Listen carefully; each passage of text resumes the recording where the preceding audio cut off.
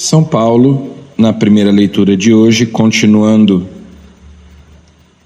a sua argumentação a respeito da justificação pela fé, lembra o exemplo de Abraão, que é nosso pai na fé, e ele diz que também os pagãos que se convertem e que se tornam cristãos são filhos de Abraão.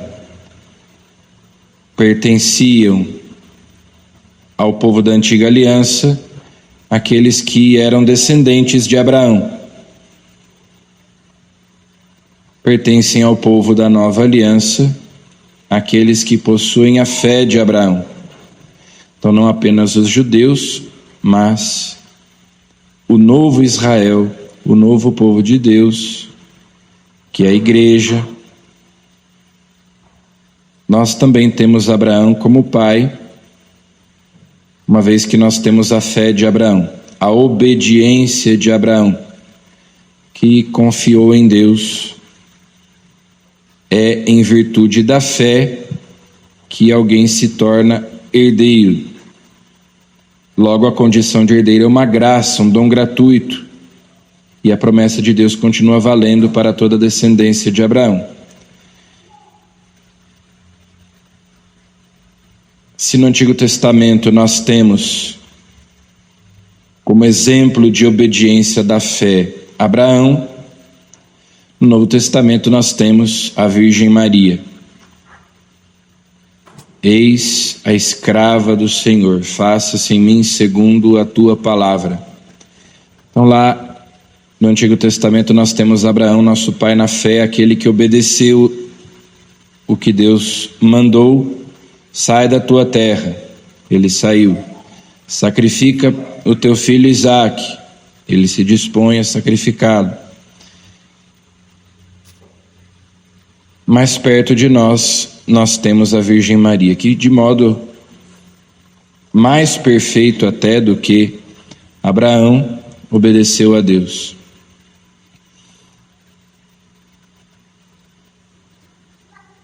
Do mesmo modo, para sermos filhos da Virgem Maria, nós devemos imitar-lhe a obediência da fé. Sábado, dia em que nós fazemos memória dela, pedimos especialmente a graça dessa obediência, a graça dessa submissão à palavra de Deus, sempre que a vontade de Deus se manifesta, a nossa disposição de fazer o que Ele manda. Desse modo somos filhos de Abraão, somos filhos da Virgem Maria, somos membros do povo de Deus. No Evangelho, Jesus fala sobre o testemunho que nós devemos dar dele diante dos homens, e como nos recorda São Paulo, ninguém pode dizer que Jesus Cristo é o Senhor, a não ser movido pelo Espírito Santo, inspirado pelo Espírito Santo. É o Espírito Santo que nos torna capazes de dar testemunho de Jesus, porque Ele nos convence. É Ele quem ilumina a nossa inteligência para nós acreditarmos, move a nossa vontade para nós obedecermos, para nós darmos a nossa adesão. Por isso é que depois de dizer que se nós damos testemunho de Jesus na terra, Ele dá testemunho de nós no céu. Ou se nós o renegamos, Ele nos renega. Então, em seguida, Jesus fala sobre a blasfêmia contra o Espírito Santo. Aquele que blasfemar contra o Espírito Santo não será perdoado. Jesus disse que o Espírito Santo daria testemunho dele. Lá no Evangelho de São João, ele diz: o Espírito da verdade dará testemunho de mim, e vós sereis as minhas testemunhas. O pecado contra o Espírito Santo consiste justamente em se fechar à ação do Espírito, sobretudo o Espírito Santo que nos convence a respeito do nosso pecado e, portanto, da necessidade que nós temos da salvação. É o Espírito Santo que produz no nosso coração o arrependimento. Então, aquele que não se arrepende, aquele que não se reconhece pecador, que não tem um coração contrito, aquele que fecha o seu coração,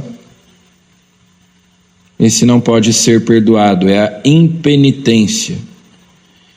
Depois, Jesus diz também que quando estiverem os discípulos diante das sinagogas, magistrados, autoridades, o Espírito Santo os defenderá.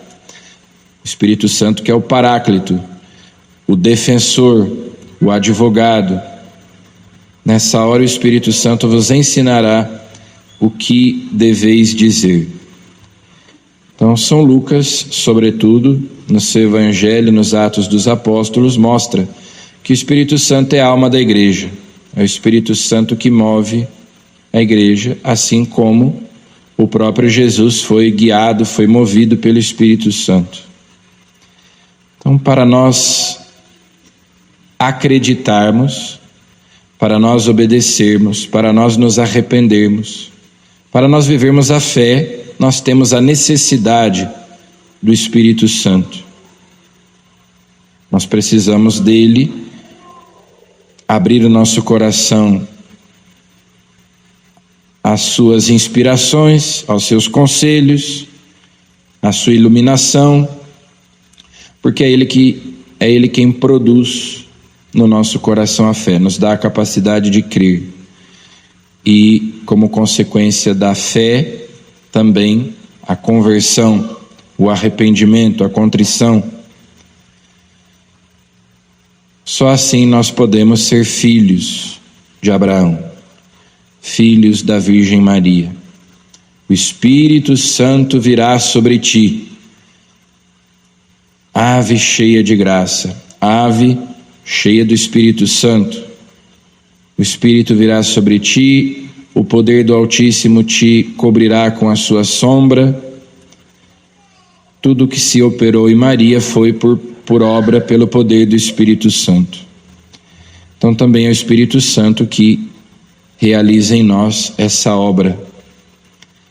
Na Virgem Maria, o Verbo se fez carne, e é o Espírito Santo que também nos configura a Cristo, nos faz encarnar na nossa vida a palavra de Deus.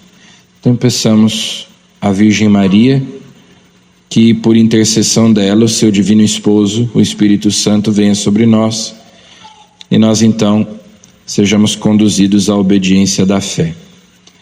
Amém.